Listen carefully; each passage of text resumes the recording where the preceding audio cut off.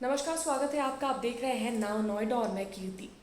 पूरे देश में नीट परीक्षा को लेकर विवाद चल रहा है। मेडिकल स्टूडेंट्स पेपर लीक होने की घटना पर नेशनल टेस्टिंग एजेंसी यानी कि एनटीए से सवाल कर रहे हैं। उनका कहना है कि सुप्रीम कोर्ट ने भले ही 1563 छात्रों के लिए फिर से परीक्षा कराने का आदेश दिया है, जिन्हें ग्रेस मार्क्स दिए गए थे, लेकिन बिहार पुलिस की जांच को अभी तक नजरअंदाज किया जा रहा है। बता दें, बिहार पुलिस का दावा है कि नीट का पेपर लीक हो गया था।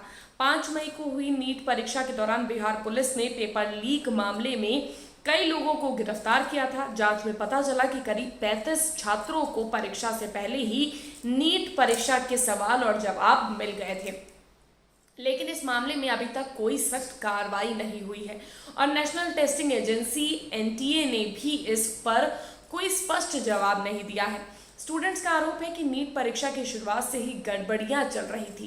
पेपर लीक होने पर उन्होंने सुप्रीम कोर्ट का रुख किया, लेकिन परीक्षा रोकी नहीं गई। अब फिर से परीक्षा कराने के फैसले से छात्रों की परेशानी और बढ़ गई है। उनका आरोप है कि नेशनल टेस्टिंग एजेंसी अपनी गलतियों को छिपा रही है और 23 लाख स्टूडेंट्स के साथ न्याय नहीं कर रही है।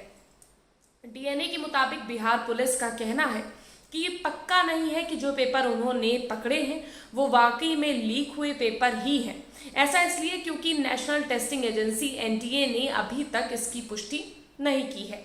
जांच में ये पता चला है कि ये पेपर मध्य प्रदेश और गुजरात से आए थे। सूत्रों के मुताबिक शायद पेपर ले जाते वक्त ये लीक हो गए हों।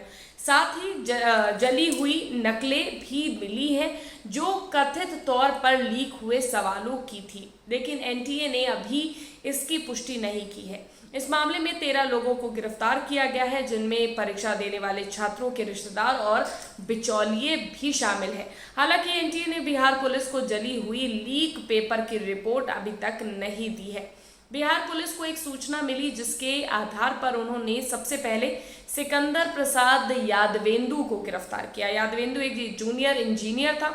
उस पर आरोप है कि उसने पहले से ही परीक्षा पेपर हासिल कर लिया था और उसे कई सेंटर्स और ठिकानों पर पहुंचा दिया गया था, जहां कुछ लोग परीक्षा दे रहे छात्रों की जगह पेपर हल करने वाले थे। शास्त्री नगर पुलिस ने राजवंशी नगर में एक नियमित जांच के दौरान यादवेंदु को अखिलेश और बिट्टू के साथ गिरफ्तार किया। उनके पास से कई नीट परीक्षा के एडमिट कार्ड मिले। यादवेंदु से पूछताछ के बाद पुलिस ने आयुष, अमित और नीतीश को गिरफ्तार किया।